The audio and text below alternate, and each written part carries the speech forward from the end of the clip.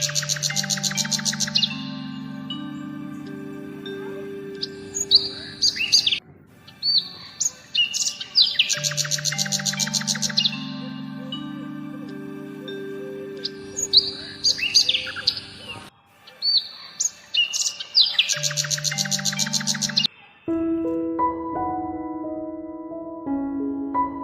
বন্ধুরা, good morning. তোমরা সবাই কেমন আছো? আশা করি সুস্থ আছো, ভালো আছো। আর আমরা তোমাদের আশীর্বাদে অনেক অনেক ভালো আছি। আমি আলিপুরদুয়ার জেলার ছোট্ট একটা গ্রাম থেকে মাম্পি বলছি, যেখানে আমি আমার দৈনন্দিন জীবনের ভিডিও করে থাকি আর তোমাদের সাথে সেগুলোই শেয়ার করি। দেখো, ভিডিও তো প্রতিদিন হয়তো একই রকম তোমাদের দেখতে হয়, কিন্তু এখানে আমার রান্নাবাড়া, কথা বলার ধরনটা একটু আলাদা হয়ে থাকে। যেহেতু আমি বাড়ি থেকে বেশি একটা বেরোই না, ঘরেই থাকি, তাই আমার রোজগার জীবন, সারাদিনে কি করব আর কি না করি, ওগুলোই তোমাদের সাথে শেয়ার করি। তোমাদের একটু হয়তো দেখতে ভালো নাও লাগতে পারে, কিন্তু কিছু করার নেই। জানো তো কি করব বলো? গরিবদের তো কোথাও বেশি একটা যাওয়া হয় না, বাড়িতেই থেকে এই সব ভিডিওগুলোই করি। তো আশা করি তোমাদের অন্যদিনের মতো আজকের ভিডিওটাও ভালো লাগবে। আর সম্পূর্ণ ভিডিওর সাথে জুড়ে থাকার জন্য অনেক অনেক অনুরোধ রইল। প্লিজ কেউ স্কিপ না করে পুরো ভিডিওটা দেখো, নিশ্চয়ই তোমাদের ভালো লাগবে। দেখো, সকালে ঘুম থেকে ওঠার পর সকালের এগুলো কিন্তু বাসি কাজের মধ্যে পড়লেও যেসব বাসি কাজগুলো থাকে, না করলে না হয় আর কি, ওগুলো কাজ সব কমপ্লিট করে আমি কিন্তু পড়াতে গিয়েছিলাম। তাই সকাল থেকে ভিডিওটা করা আমার সম্ভব হয় না। এখন প্রায় 10টা বাজে। পড়িয়ে এসে ছেলেকে বাপের বাড়িতেই ঘুম পেরিয়ে রেখে আসছি। এসে তারপরে আমি বাড়ির সমস্ত কাজে হাত দিই।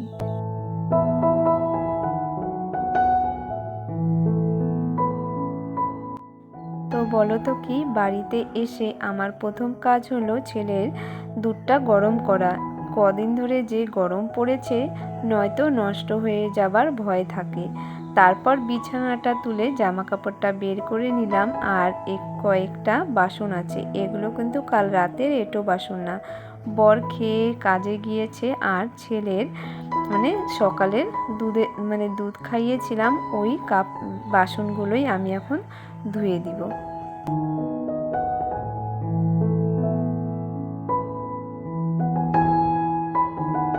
আর বলো তো কি, সকালে ঘুম থেকে ছেলে ওঠার আগে চেষ্টা করি একটু আগে যেন উঠতে পারি, উঠে সমস্ত কাজ সেরে পড়াতে যাবার জন্য। কিন্তু সেরকমভাবে না আর হয় না।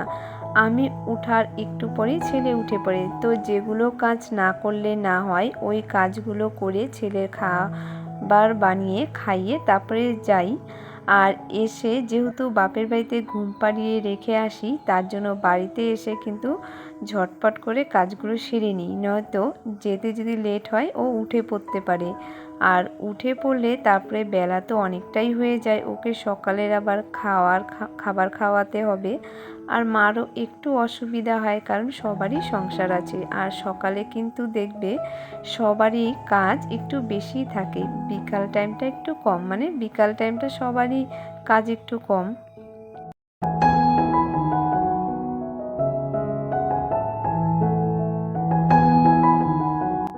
কিন্তু কি করব, এই সব কষ্ট করেই দিনের পর দিন না কাটিয়ে দিচ্ছি। কারণ আমি মনে মনে ভাবি, জীবনে কষ্ট করলেই তো কেষ্ট মেলে। আর দেখো, কষ্টের পরেই কিন্তু সুখ দেখা যায়।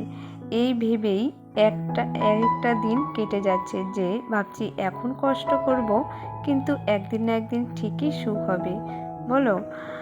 আর এখন কিন্তু আমার জামা কাপড়গুলোও ধোয়া হয়ে গেছে, ঘরের কাজও প্রায় কমপ্লিট। তো এখন আমি আবার ও বাড়িতে যাব। তোমরা বলতে পারো, সারাদিনে আমি বাপের বাড়িতে নাই করে 3-4 বার আপ ডাউন করি। এদিকে দেখো, আমি কিন্তু বাপের বাড়িতে এসে তারপরে ফুল গাছগুলোর সামনে বসেছিলাম, কারণ এই ফুল গাছগুলো এই 4-5 বছর আগে লাগিয়েছি। এতদিন কিন্তু ফুল ধরেনি, এবার ফুল ধরেছে, তার জন্য আমার খুব ভালো লাগছিল।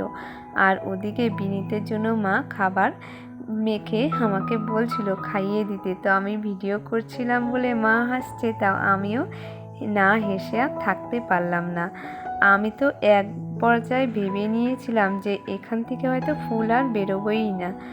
আর বলো তো কি, এই ফুলগুলোর কিন্তু নাম আমি সঠিক বলতে পারবো না, এগুলো নদীর চরে হয়। আমি এখানে যে আদাগুলো আছে, মানে এটার নিচে আদা হয়, ওই আদাগুলো নিয়ে এসে এখানে লাগিয়েছিলাম, আর এবার ফুল ধরেছে।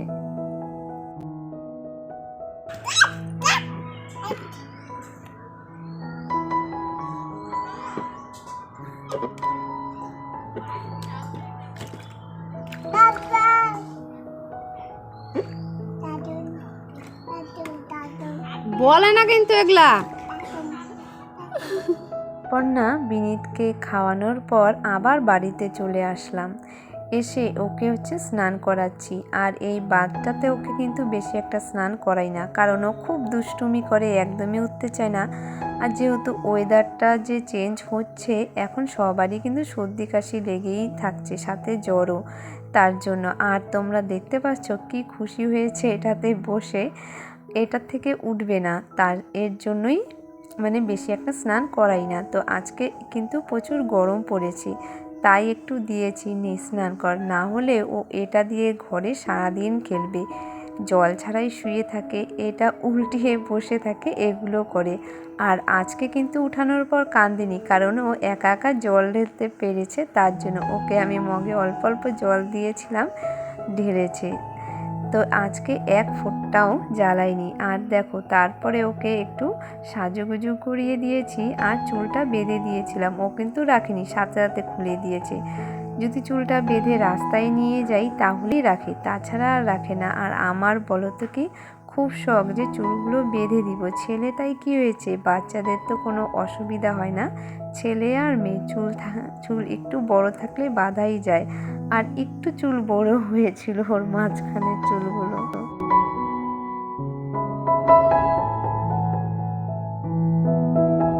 তারপর না আমিও স্নান করে ওর সাথে কিন্তু ঘুমিয়েছিলাম, আর ও এখনও ঘুমিয়ে আছে।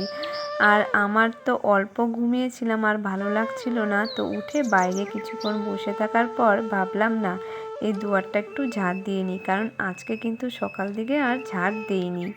তো ওটার জন্যই একটু ঝাড় দিয়ে নিয়ে তারপরে ছেলে উঠলে ওকে নিয়ে আবার বাপের বাড়িতে যাব। আর ওর খাওয়াটাও আমি রেডি করে রেখে দিয়েছি। আর তাহলে তোমরাই বলো তো কবার গেলাম, কবার আসলাম বাপের বাড়ি থেকে। সকালে একবার গিয়েছিলাম, ওটা পড়াতে, তো পড়াতে যেতে হলে বাপের বাড়িতে আমি তো ওকে রেখে যাই, আবার এসে ওকে ঘুম পাড়িয়ে বাড়িতে এসেছি, কাজ করে আবার গিয়েছিলাম, ওকে খাইয়ে নিয়ে এসেছি। আর এখন আবার যাব। আর দেখো, আমি কিন্তু বাড়িতে দিনের বেলা কোনো রান্নাবান্নাই করিনি। আর রান্নাবান্না করব কীভাবে, একটু অসুবিধাও হয়, কারণ সকালে পড়াতে যাই, আর বাড়িতে কাজটা করব তাড়াতাড়ি, তো ওকে ঘুম পাড়িয়ে কাজ করি, আর ওর তো ঘুমটা হয়ে যায়। এই সময়টাতে রান্না করলে করা যায়, যেহেতু বিকেলবেলা কিন্তু আর রান্না করতে ইচ্ছা করে না, আর আমার বাজার করার মতো সময় হয় না, আমি পারিও না। আর বর যেহেতু রাতের বেলা আসে, ও আসার সময় বাজার করে নিয়ে আসে, তারপরে রান্না করি। আর বাজার করার জন্য ব্যবস্থাও লাগবে, সেরকম একটা ব্যবস্থাও থাকে না যে আমি বাজারটা করে রান্না করব। আর দেখো, বাপের বাড়ি আসার পর খাওয়া দাওয়া করে নিয়েছি, নেওয়ার পরে পাশে একটা বৌদির বাড়িতে গিয়ে একটু বসেছিলাম। বসতেই পুরো শিল পড়ছে, এতটা আবহাওয়া খারাপ হয়ে গেছে। দেখো শিলগুলো কি সুন্দর পড়ছে না? তো এত বড় বড় শিল পড়ছিল, তো ভেবেছিলাম কি কয়েকটা কুড়োবো। আমার শিল কুড়োতে কিন্তু খুবই ভালো লাগে, কিন্তু নামিনি, একটা তাও মুখে পড়েছে, এত ব্যথা করছিল না। এই দেখো শিলগুলো কত বড় বড়, আর শিলগুলো না তারপরে গলেও গিয়েছে, কারণ শিল পড়া বন্ধ হতেই বৃষ্টি নেমেছিল। দেখো,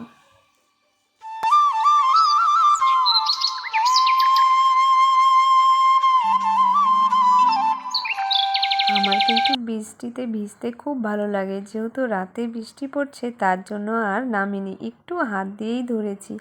আর এখন রাত 8টা বেজে গেছে, তো আমি তো বাপের বাড়িতেই ছিলাম, ওখান থেকে বর আসার সময় আমাকে নিয়ে আসছে, মানে নিয়ে আসছে আর এসে দেখি বাজারও করে নিয়ে আসছি। তো এখন রান্না বসিয়েছি। আর দেখো সারাদিন পরে রাতের বেলা রান্না করছি, তার জন্য কিন্তু আমরা না খেয়ে থাকিনি। ছেলে আর আমি তো বাপের বাড়িতেই খেয়েছি, আর বর এখন বাজার করে নিয়ে আসলো, রাতে এই বাড়িতে রান্না করে তারপরে খাবো। ওদিকে কিন্তু ভাত বসিয়ে দিয়েছি আর উস্তা আলু ভাজা করলাম, এটা হচ্ছে বরের জন্য। আমি যদিও একটা তিতা বেশি ভালো খাই না, তো বেশি করে করেছি কারণ উস্তাগুলো না নষ্ট হয়ে যাচ্ছিল তার জন্য। আর দেখো এদিকে ডিমের তরকারি করব, আর ডিমের তরকারি করার সময় ক্যামেরাটা না আমি খেয়াল করিনি যে অন করিনি, মানে ক্যামেরাটা অন ছিল ঠিকই, মানে আরেকবার টিপ দিইনি যে ক্যামেরাটা অন হবে, তো করতেই ভুলে গিয়েছি, কি আর করা যাবে। আর আমার জন্য ডিমটা কিন্তু সিদ্ধ দিয়েছিলাম, কারণ ডিম অমলেট খেতে আমার ভালো লাগে না, আর বরের জন্য ডিম অমলেট, ও অমলেট ভালো খায়, আর একটা ডিম ফাটা ছিল, তার জন্যই ডিম অমলেট করা হয়েছে একটা। আর ছেলেকে খাওয়াবো বলে এদিকে কিন্তু ভাতটা চটকিয়ে নিয়েছি, আজকে দুধ দিয়ে খাইয়ে দিব। যেহেতু ডিম রান্না করেছি ওকে ডিম দেই, কিন্তু বলো তো কি, যেহেতু হাঁসের ডিম রান্না করেছি তো ওকে দিব না, তার জন্য আজকে দুধ দিয়ে আর একটু চিনি দিয়ে মেখে খাইয়ে দিলাম। খাওয়ানোর পর আর চুলার বলছি গ্যাসের আঁচটা কমিয়ে রেখে দিয়েছিলাম যেন হয়ে যায়। এদিকে আমার রান্নাও কমপ্লিট হয়ে গেছে। আর দেখো এটা কিন্তু গরম মশলা না, বিরিয়ানি মশলা দিয়েছি। কদিন ধরে না বিরিয়ানি মশলা দিয়ে ডিমটা খাচ্ছি, তাহলে না খুব ভালো লাগে, টেস্টটা মানে আলাদাই হয়। আগে তো গরম মশলা দিয়েই খেতাম, একদিন রান্না করার পর বর যখনই রান্না করব বর তখনই বলে যে বিরিয়ানি মশলাটাই দিয়ে দিও। তো চলো, রান্না তো কমপ্লিট, এখন বিছানাটাও করে নিয়েছি ঘুমানোর জন্য। আর এদিকে কিন্তু ওর বাবারও খাওয়া হয়ে গিয়েছে, আমি খেতে বসবো। আর ওকে না বলেছিলাম যে উস্তা আলু ভাজাটা রাখতে হবে না, তাও আমার জন্য রেখেছে। আর আমার চুলের অবস্থা দেখলে, চুল বেঁধে এভাবে ঘুমোই, একদম পাতলা হয়ে গেছে চুল উঠতে উঠতে।